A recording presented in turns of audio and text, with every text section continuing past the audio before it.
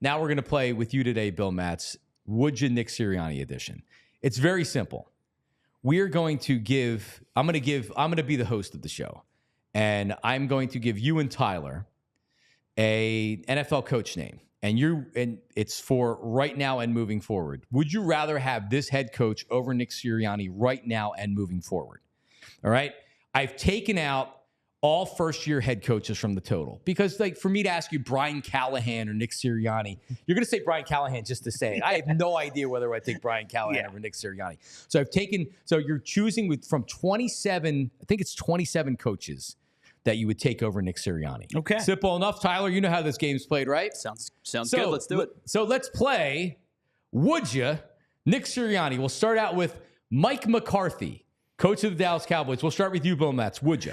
I would not. No. I'm a very much hater of Mike McCarthy. I think he's one of the. I don't understand how this dude has pulled off what he has in terms of tenure as a head coach in this league. He won a Super Bowl. All great quarterbacks win two. He managed to win one with Aaron Rodgers. That seems difficult.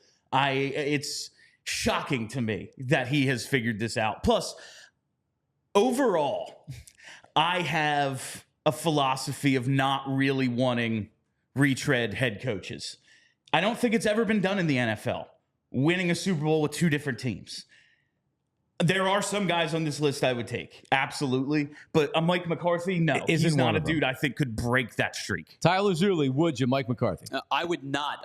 To have a guy that's 65 games over 500 throughout his career and to feel like he has underachieved, as Bill brought up, I think has some merit to it. Like, he's gone 12-5 each of the last 3 years as Dallas's head coach, which is really impressive to be able to do that over the course of 3 straight years in the NFL, which is a year-to-year league.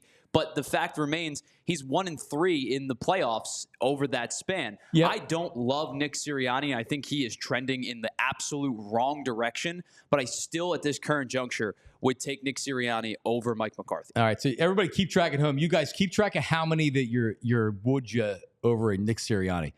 Commanders coach Dan Quinn. Tyler Zuli, would you? I think I would. I think I would take Dan Quinn over my Nick Sirianni. I am not a huge fan of, because he was a D coordinator for a while prior to this, correct? Well, and he was the head coach of the Falcons when they were in the Super Bowl. Correct. I think at this juncture, I think I would. And I think it's more of a detriment on Sirianni than it is like I love Dan Quinn. But I think I would take Dan Quinn over Sirianni currently. Bill? I got to say no. Just for the idea of having him now and going forward, Dan Quinn, this team needs some sort of consistency on offense. If they are going to figure this out, like, it has to be with a system and a coach that you're going to have a while. A defensive-minded head coach has to bring in coordinators to run that offense. What happens when you have success? They go elsewhere. They poach them. It's a tough one because, Sirianni, it's not as if he's showering himself in glory for the last year and a half. But I can't. I just the defensive coach thing is real. Yeah. You have success now. You're on offensive coordinator 6 that you're bringing in because one guy got fired because he sucked. Another guy you brought in was great and he left. No, you're right. It's definitely a consideration. Brian Daboll, who may not make it past this year with the Giants. We'll start with you, Bill. Brian Daboll, would you? Yes. Yeah. I just I think he's a little bit better of a game day manager, and he seems like, listen, he doesn't have a ton of talent up in New York. Like, those teams are not good. No, they have no talent. Now they have some wide receiver talent. They have some receivers, and they have you throwing him the ball. I'll say this, that like Brian Daboll's a bright offensive mind. Yeah. Does Nick Sirianni even know what offense is? That's Sirianni came in as, he's a wide receivers coach. He's an offensive coordinator, and we have to bring in another guy to have an offense that makes any sort of sense. It's very concerning. So I think I would go with Daboll. Tyler? I would take Daboll as well. And the biggest reason, it's 2 words. It's simple. It's pretty straightforward. It's Daniel Jones. He hasn't had a quarterback worth any kind of merit over his tenure as the New York Giants head coach. Now, I will say this. I don't think Dable's done him a ton of favors offensively, but it's really hard to succeed when this is the first year he's actually had a number one wide receiver. Malik Neighbors is legit. He's the truth. He's going to be a good receiver in this league for a really long time. But up until this past year, you were relying on guys like Wan'Dale Robinson, who is probably better as a 2 or as a slot guy. The outside options just weren't readily available for the Giants. So when I see a guy, obviously much different with the weapons that he had, but over the course of his last 3 years as the Bills offensive coordinator, they went 9th, 8th, and 1st in offensive yards per season. I think that there's more to Brian Dable than what Daniel Jones has hamstrung him to. I would take Dable over Sirianni. Yeah, their first year when they made the playoffs, he used Jones very well in the running game. Jones was dangerous as a runner, but you can't live and die with that. All right, so we're going to probably work through these pretty quickly. Dan Campbell, head coach of the Lions. Start with you, Tyler, would you? Yes. Same Which thing, is Bill? funny because all I did was make fun of him. You wouldn't? I think Dan Campbell is a clown. As a content person, absolutely. Like for Zach Berman and our Eagles crew, 100%. That guy is a cartoon character. We're gonna bite people in the kneecaps. He's talking about cartoon violence. He's a gimmick to me. He annoys I totally disagree. Now, I just don't think that can last. He'll cost you in games. His in-game management can be brutal sometimes. And if you ask any Lion fan that's very happy because they're having success, the one thing they'll say is that, man, he makes pretty bad decisions during the game. With that being said, the culture thing with him is real. Oh, certainly. It's real. And to win in Detroit is almost unheard of. So I would disagree with you. I would say yes to Dan Campbell. This is the NFL. The fact that there are these outlier teams that are always bad, like Detroit and Cleveland, that just shouldn't be. But you're picking Nick Sirianni over him. We're not picking Brian Daboll over him. Nick Sirianni, I know he's not a very good coach, and they're probably going to end up replacing him sooner than later. He has had a ton of success. He has had more success than Dan Campbell. Being that he went to a Super Bowl and nearly won a Super Bowl, you're correct. All right. Kevin O'Connell of the Vikings, quickly, if Kevin O'Connell is a very good head coach. I'm a fan. Yeah, Sam Darnold, man. Sam Darnold looks going amazing. well. I think Kevin O'Connell is one of the best offensive minds in football. The only guy that I like more than him, and he's the guy that if Nick Sirianni does get fired, I would want the Eagles to throw the Brinks truck at, is Ben Johnson with Detroit. We just talked about Dan Campbell's team. I think Kevin O'Connell is one of the bright offensive minds in football. I absolutely would take Kevin O'Connell over Nick Sirianni. Matt LaFleur, you would take Matt LaFleur. Yep. Matt Eberflus of the Bears, Nick Sirianni all day, right? Yeah, I would not take Eberflus over Sirianni. All right, Shanahan and McVay. Obviously, you're going with those two. And we took out the rookies, so Mike McDonald of the Seahawks out. All right, so this is a good one right here. And I don't think you got a graphic for this one. Jonathan Gannon, would you? Tyler, start with you. So everything I've said has been based on my head. This one's going to be based on my heart. The answer is no. I just, this guy drives me nuts. But I think it's a fair question to ask. Gannon's team is wildly less talented. They're getting better, don't get me wrong. But his team is wildly less talented than Sirianni's team. I would still say no for now. But I hate this question because I just don't like Jonathan Gannon. But I'm going to say no. I would take Sirianni. Bill Matz? Yeah, I'm kind of in the same boat. It's no with an asterisk. Like, if we didn't have the personal relationship, like, if I didn't blame him for losing the Super Bowl, then maybe. But given that, and plus the whole defensive thing, like, yeah, I'm going to say no, but it's close.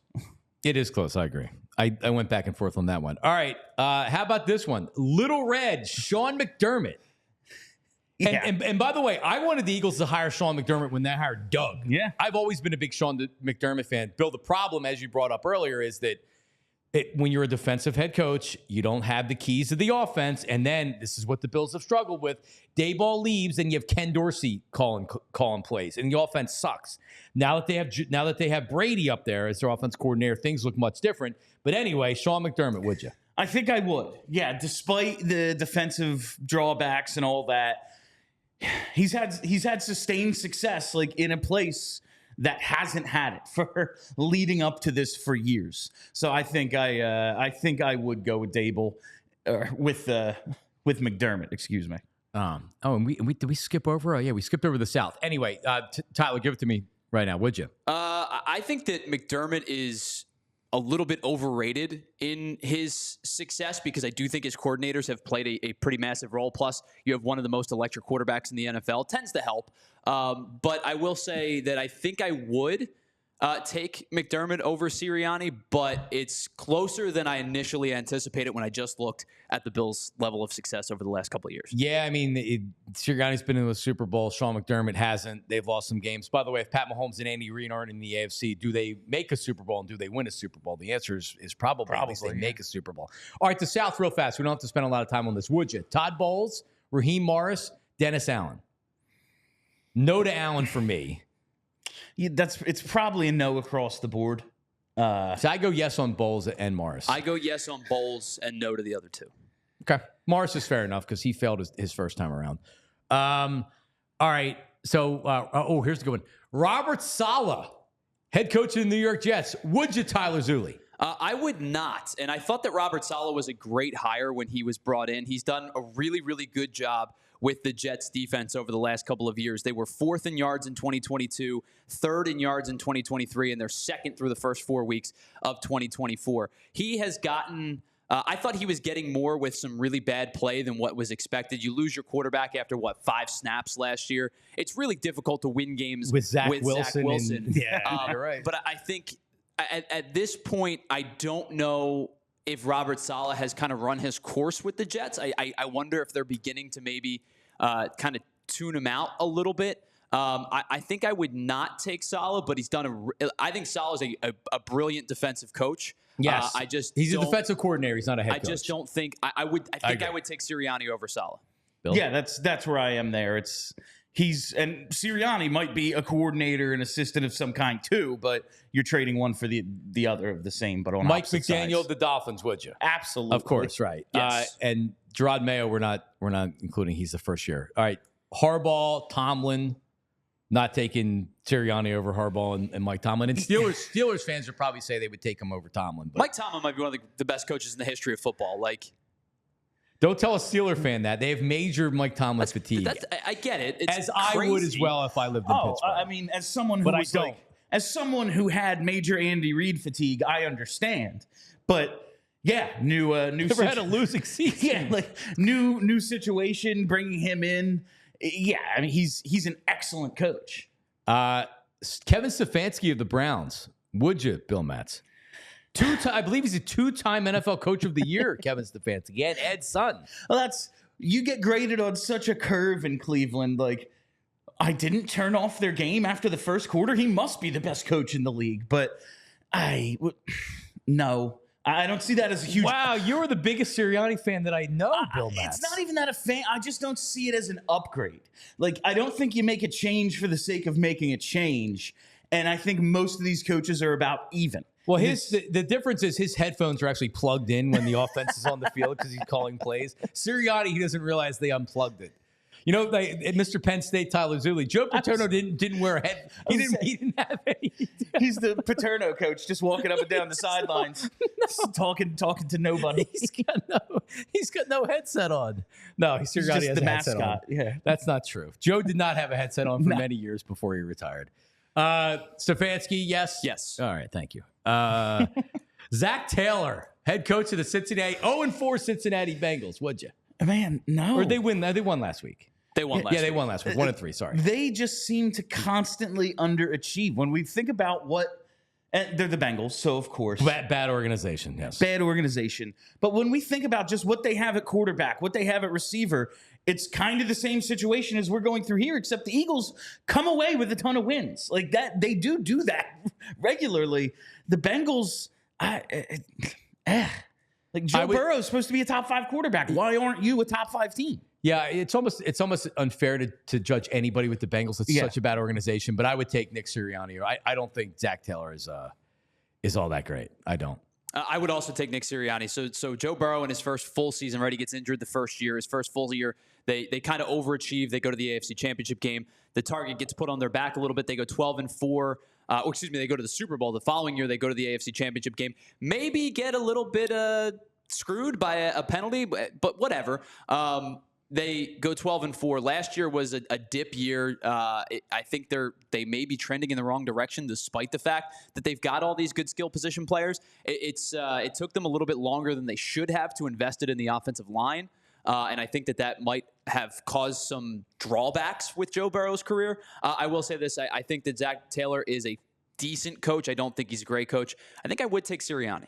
I think he does fit the mold of a guy who gets much better in his second stop, though, and that's kind of what you look for a lot of times. The Eagles always want the new right. thing, but the guy that was with the bad organization. A lot of that had times, his moments, it's those guys who have some success, and then it kind of your time is up. It's the NFL; your time always runs out, and then in their second organization, they have a lot more success. So maybe he does fit that mold, but as of right now, I don't see him as an upgrade on Sirianni. All right, let's get through a couple more here because we got to move on. Quickly, we just went Zach Taylor. D'Amico Ryans over Nick Sirianni, you would? Yeah, absolutely. Doug Peterson? I have to say yes to I mean, no. Is it going well? But, I mean, no, he Doug. did it. He did the thing no one else ever has for this town. And Shane Steichen. Yeah, right? You would make that swap. Like, the offense hasn't looked the same. We have one guy. We don't have the other. I think you have to make that trade. All right, Tyler? So Doug Peterson, no. Doug Peterson's on the cusp of getting fired. You love Doug Peterson in the city, of course, for like you said, Bill, for bringing in a Super Bowl. No to Doug. But it's no to Doug. Steichen, I think I would. I would absolutely do it. I think I would.